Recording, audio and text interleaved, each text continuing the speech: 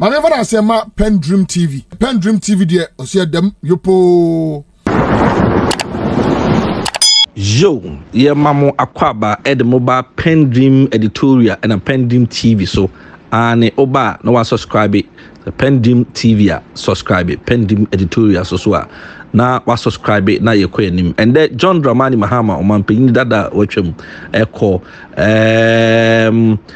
wabekasa omanpanyin John Dramani Mahama abekasa na ɛde ba asɛm ɛna wabeka se mobeka ya eye enroa eye omanpanyin Akuffo Addo de eye krata bi betu dwa okirikyiri mu se opese okɔ IMF opese Ghana wode Ghana eko IMF san say isi an ahokyere has come ahokyere has come just anibere has come ade no wa ba emfa wa ya engina ensi yi say e wo say afi de ordinary eko dan eye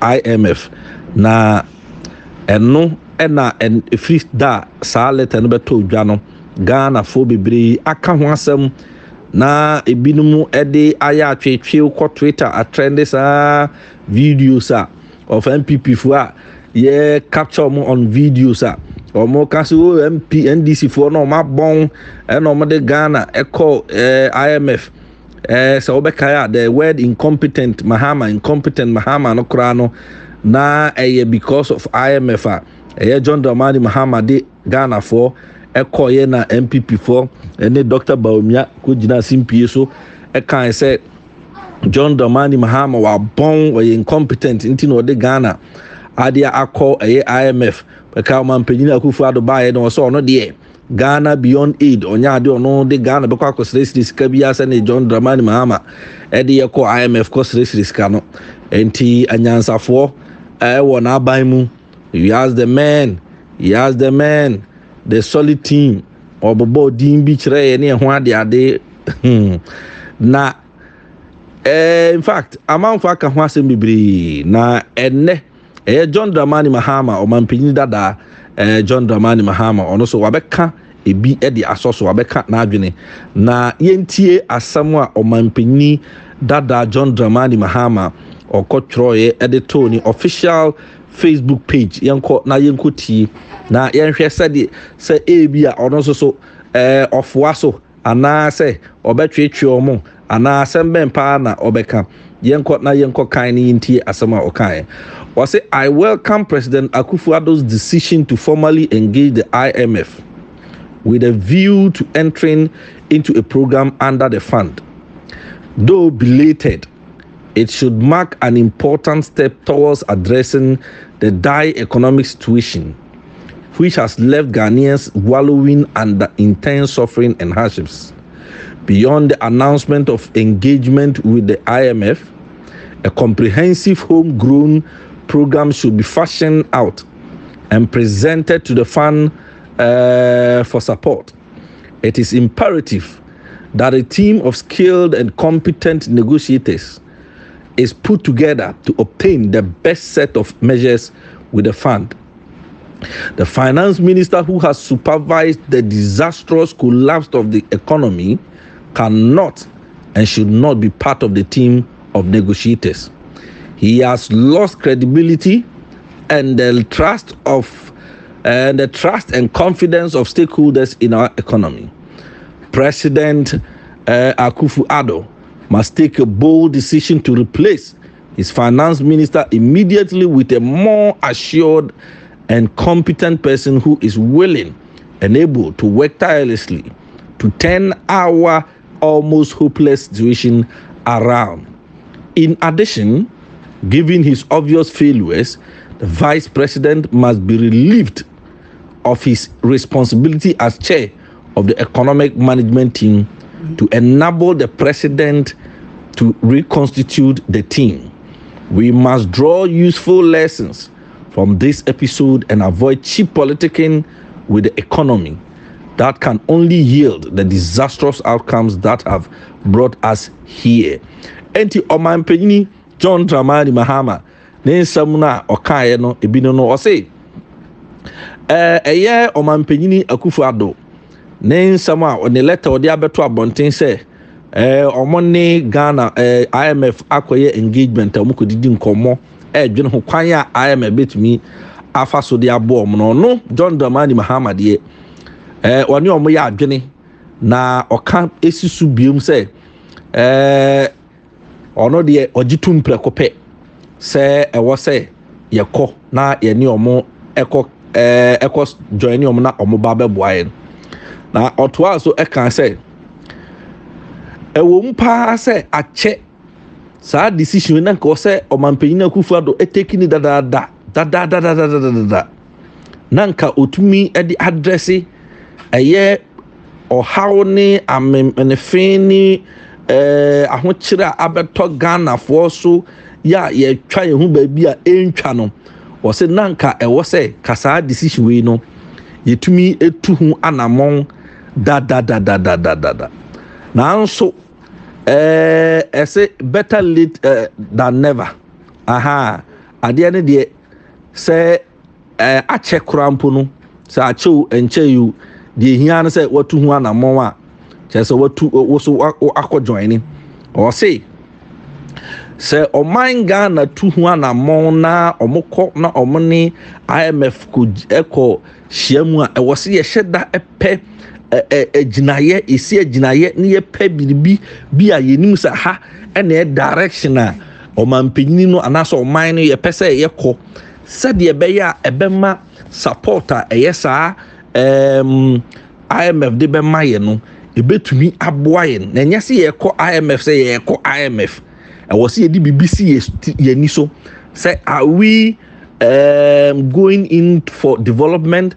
Are we going into abia position our economy well and as abia yesi kasam na chese agba atwe ne ho ade no chese was here nya bibi ejina so was here de ko and oto aso ka say na mom ono de afutuo ba ko bi na opeso de ma offense ye Nana Akuffo Addo manpanyin Nana Akuffo Addo o say na futuo ne say ebeye yi a onfa ne nan si ho na we die onyi family and friends no emfansi nchen we me wofa we me cousin no yi si nchen na afei make sure say a finance minister Ofori Atta Ghana fo nyina nim say ono ena walidi na wahwe economy a abodam asay apeche atete apansam ya chese ye opo chese o so no ba bia enso usiesie ba bia ensiesie no o se sa papa yi e wo so omanpanyin Akuffo Addo eyi na di opamo no na opani pa foforo a sabe na adwene mu da ho ya obetumi aye adwuma e de amane man e wo anajo awia anwumire ahomadache ni dasuo nyina mu na otoa so kan say sad decision no say omanpenyini etumi etu hu anamon a ebebua oman Ghana ankasa because bibia kire say finance minister no wa hu so wa hu so ade a wa hu so enti na ni kwan say yes so say we mabusuani na we me say so omanpenyini Akuffo Addo efi say opese ohwe Ghana kanko na Ghana ye first dia nipa otesa no ompamo no na ompe nipa foforo a sabe enyo no nkwa no MPP mu a onim economy enti onsisa no ana oto aso kan say enya papa we nkwa o enya finance minister no nkwa o obia nim omanpenyini bedi akire Dr. Bawumia ya Ghana ha bra na MPP fo opposition na no on number bia chese okaya magana fo fili se ono de e ba na economy dia chese ono no oye Messi oye Cristiano Ronaldo oye Ronaldinho oye Ronaldo oye Kaka oye oye obi abi wiase ema ODD President John Mahama term no and incompetent Mahama and our bound and or the Ghana IMF and na Ghana the ni kwan say e can sim be brief Mahama ho near one the ade sa and omudi be wini power na say o hwe obi a o emra na kire say wo na wo ye chairman for the economic team na se won utimi ahwe economy so ama economy no atete apansama se ya jija se idia then the ehu be hia se chairmanship position no wo se omanpanyin Akuffo Addo gifro no so ninsam na odi manipa foforo onfa manipa foforo onpe nipa bi asebe na adwene mu da ho bi nti se Kwame Mpiani mu o madwene mu da ho mu ni economy o mu boa president Kofo mo abrem sa abre na ho kire ba ne ho ade no otimi frafra mo no be hihye ho na o mutimi fixe on reconstitute a team no the onse so mu nyina aya lanchire manten mo wo so hwan mo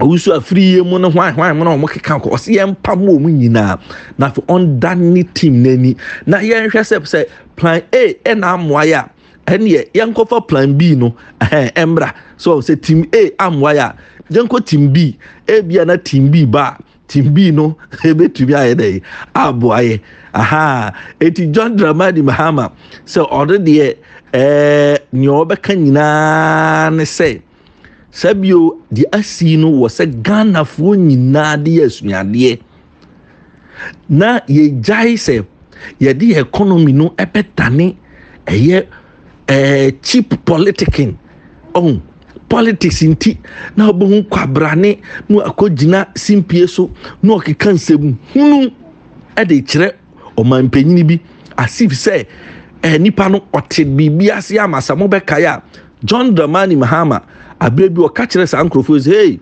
monya careful na mo baba mu da nsama mo kan na fine kwesi na wabon na say na baba mu da mundi president da you have not come near the presidency seat enti no mo hwe mo yie mo so fa asem free ho fa kwasi asem free so bon wabon ye ade ade na jaga na for so case ma yo butu ma ja mo be so na mo drive steer no ma yen hwe ene sa mo steer no de akɔhye car no ene ship ni nya de akɔhye epoase ya say ye twa hu ba bi a entumi entwa enti John Dramani Mahama say ye njai say ye the economy of Ghana de ye politics na etoda na say ahokyere ba ye frefre Ghana fo nyina sa de ono ahokyere ba ye no ofrefre Ghana fo nyina ne party fo nyina ene nimdi fo nyina hia ye mo nyina fa adwene say okay ya fe de enko IMF ma ntiase ba ya fe o di IMF ba mu no eboa ye ma utumi nya more achievement e de ma o man Ghana no o say ye yesa be boa amatiman mu fo no ho atowon na se ye de cheap politics no ba mu dia e no na bon say na obi abegina we will never go to a fan saying IMF we will never go to IMF na manfo wu na manfo say na come dia manfo na manfo chese ejumegu na e dasoto because obi fi say oye politics o se sa ensamo no eye nkwasi asem eye nyoma emwo man no enti e wo say ye jai say ye the politics economy no eye sa nyoma eye PENDREAM editorial any PENDREAM TV and ye this news yi e de brewo ye sraw be pacho subscribe to PENDREAM editorial any PENDREAM TV anti John Dramani Mahama o man penyini dada eye sremu sei jata na numa asamo a ene o kruture ye edibegu ni Facebook fan page so eno na PENDREAM for yasoa na yakukuru ni abechirechirem ede abremo no yeda masepa. But I can tell you, as my colleague Deputy Minister said, we are not going to the IMF. Whatever we do, we are not. The consequences are there. We are a proud nation. We have the resources. We have the capacity. Don't let anybody tell you. Like when Joshua, Caleb, and 10 others went to spy on the promised land. And only 2 of them came to say that we can do it. and the 10 went around the community murmuring, you can't, da, da, da, da, da, da, da. We are not people of short sight, you know. And we have to move on, okay? So let's think of us as who we are, a proud, strong people, the shining star of Africa, and we have the capacity to do what we want to do. If only we can speak that one language and ensure that we burden share in the issues ahead.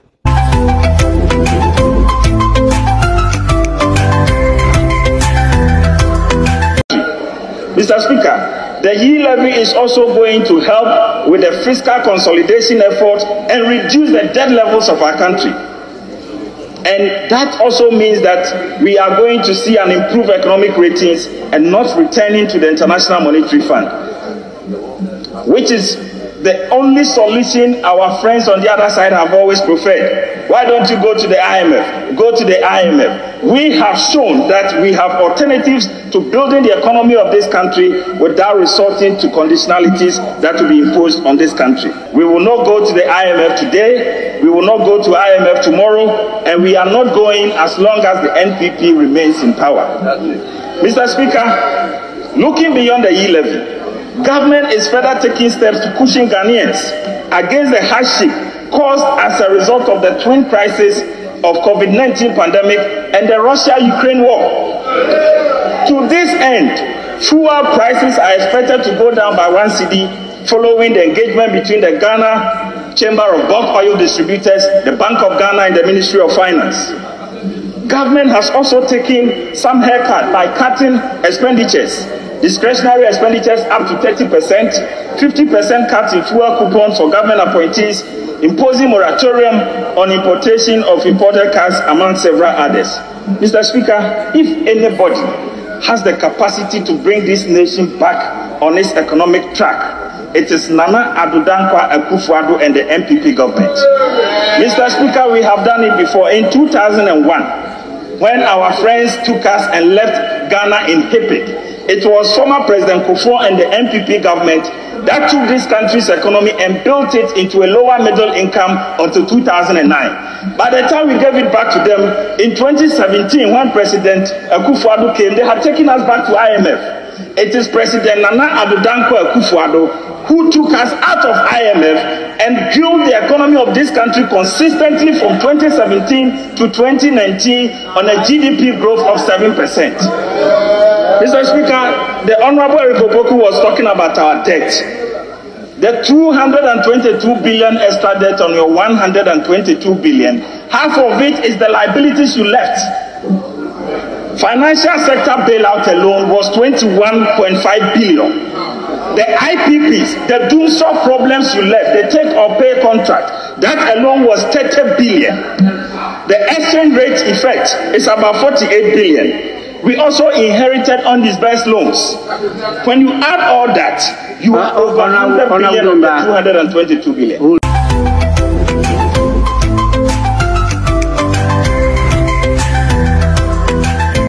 Emma Mekai Moody's report, and in that Moody's report, they seem to put a whole lot of premium on the IMF, and the discipline that comes with it. I answer it's meet all the benchmarks are free and whom benefit now is here. What's a fair point? With that, wouldn't you probably credit the administration to take a decision to go to IMF? Administration now already money card pay now or your money koja IMF no. So what should we credit him with? Already money card don't pay now if you're there IMF no. But that is what Moody's in the first place. Over here, money card don't pay now. If you are say okay, but me money card don't pay me don't call IMF. Into clap for me for taking you to the IMF. That's ridiculous. It's ridiculous. Why would you take us to that point in the first place? Or mine not would up our debt. Trust me. Trust me. You're sitting here and you're smiling. IMF, what are we going to say again? Somebody tested me, don't say anything about IMF. Me, I shouldn't say anything about IMF. I will say it. I will say it. You know, going into IMF is just like handing over power to NDC without a contest straight away, because the noise we make, and I chew my own words back when I said NDC went to IMF because of mismanagement of the party, the government, or the economy. So if MPP is going to IMF, what am I going to say? What am I going to say? So breaking the 8 is going to be tough. You cannot use the face of those who took us to IMF to break the 8. It won't work. My message to you is simple. You cannot read my lips, and I'm not scared of anybody in the party. I will tell you the gospel truth. It's the gospel truth. Those who take you to IMF cannot, this same face cannot break the 8. In Latin it says, verbum sapienti satis est. A word to the wise is enough. I'm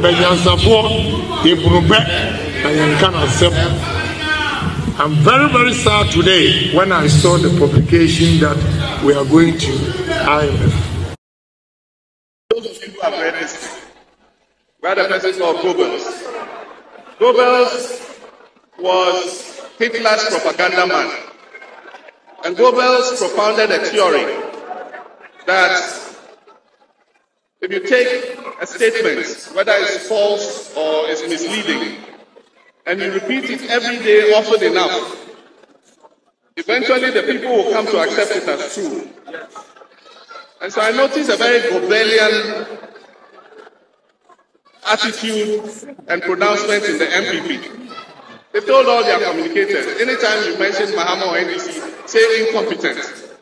So you hear Bawumia and go say incompetent Mahama and say incompetent. You've never held any responsibility anywhere near presidency before. You don't know what it is like to be president.